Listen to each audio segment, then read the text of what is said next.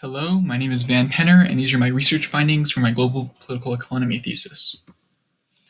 So, studies of contemporary housing systems generally emphasize growing global convergence around market-based forms of provision. However, given the divergent trajectories of many contemporary European housing systems, the relevance of comparative political economy approaches, which emphasize divergence, is wholly confirmed. Here, Mark Stevens' recent application of Jim Kemeny theory of housing regimes to Germany, England, and Sweden is an invaluable contribution, in which he suggests that this framework should be applied to the Netherlands, Denmark, and Austria, all countries which have maintained relatively stronger welfare states over the past 30 years, which in combination with my own interest, having lived in Austria for part of last year, led me to my research question, which is, why has Austria been able to maintain its nonprofit housing stock and unitary housing regime over the past 30 years, while Germany's has diminished and declined significantly over the same period?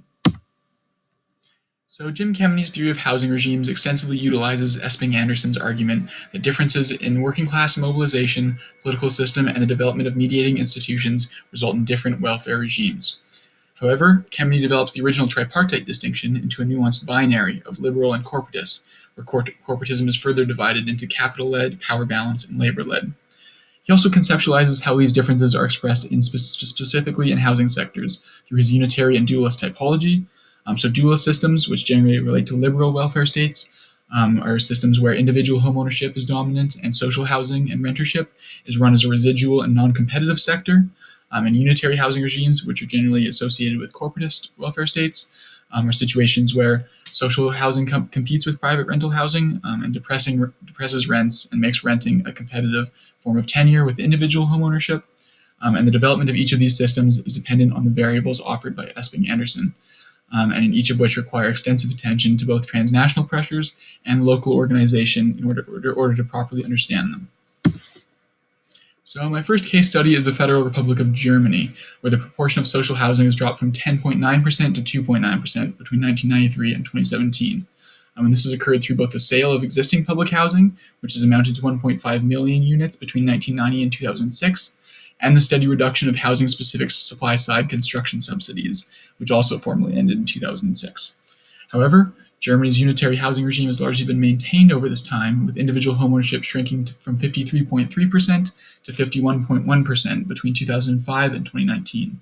However, this trend can be explained by the rise of virtual social housing, which refers to the dramatic increase in demand-side housing subsidies targeted at tenants, with the combined costs of the Wohngeld program and housing for individuals on social assistance programs, leading to $17 billion in 2017. Now, underlying these changes has been significant changes in the balance of power between labor and capital. With the combined pressures of stagnating growth beginning in the 1970s, the market-based unification process beginning in 1990, and European integration in 1995, resulting in an enormous increase in unemployment, which averaged over 8% between 1994 and 2007. And this put immense strain on the existing form of Bismarckian welfare provision, which was centered around job employment and high levels of collective agreement coverage. And capital, with access to cheaper labor in the newly unified German Democratic Republic, as well as parts of Eastern Europe, greatly undermined labor's bargaining position. And union density in Germany over this time saw a decline from 25.9% in 1998 to 16.5% in 2018. And collective bargaining coverage kind of summarily dropped from 73.6% to 56%. And a similar decrease was also found in the proportion of firm-level works councils, which enforce collective agreements, suggesting that de facto coverage has been even lower over this time. Alongside the undermining of organized labor, in the denigration of the corporatist bargaining process. So in Germany, collective agreements are negotiated between unions and employer associations within each sector, and the process is entirely voluntary. So high levels of participation by both unions and employers are required for this arrangement to function. However, employer associations in Germany, the voting rights and membership dues are distributed based on firm size. And so employer associations over the past 30 years have increasingly come to be dominated by the interests of large firms, which generally push for domestic austerity and trade liberalization, which are directly at odds of the wants and needs of many small and medium-sized firms, as well as the self-employed. This dynamic has caused a mass exodus of small and medium-sized enterprises from employer associations in Germany, further denigrating the corporatist process and making these organizations significantly more reactionary.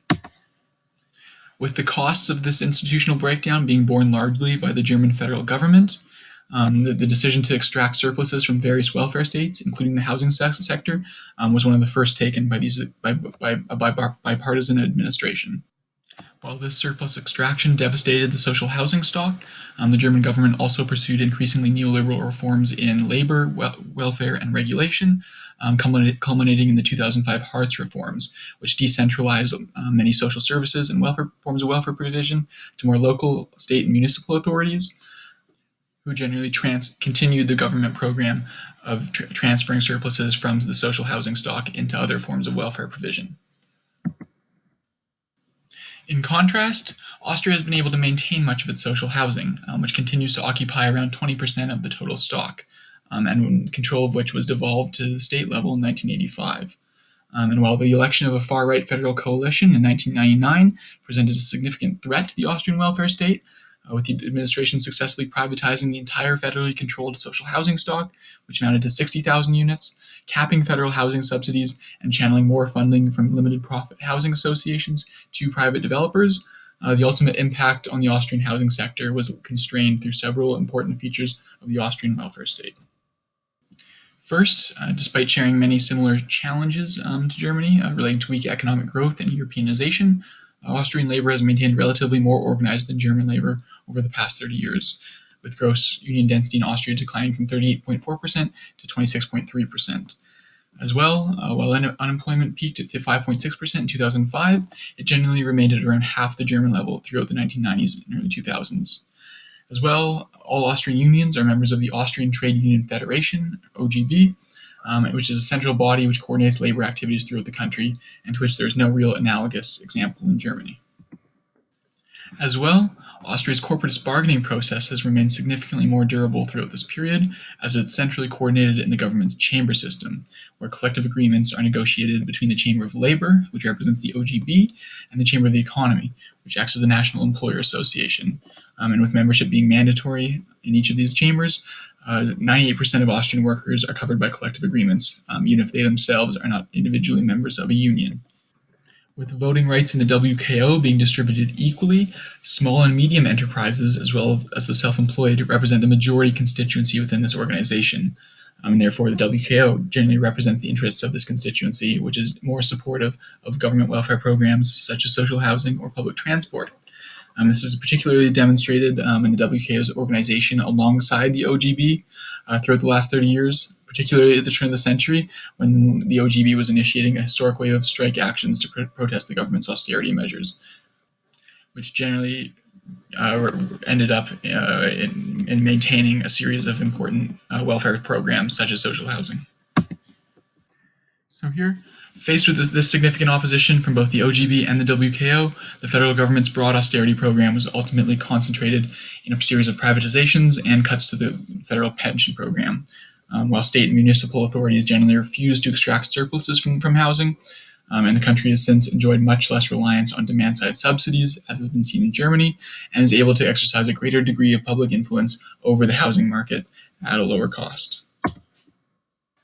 In conclusion, despite both countries facing significant geopolitical pressure to recommodify welfare provision, privatize social housing, and dissolve their respective corporatist bargaining systems, Austria has been able to resist this trend while Germany has fallen victim. Specifically, by maintaining a greater degree of union density, a democratic and mandatory corporatist process, and a more decentralized approach to housing policy, Austria's social housing stock and unitary regime have been maintained, while German public authorities are now struggling with the bloated public costs associated with a capital-led housing regime. Thanks for listening.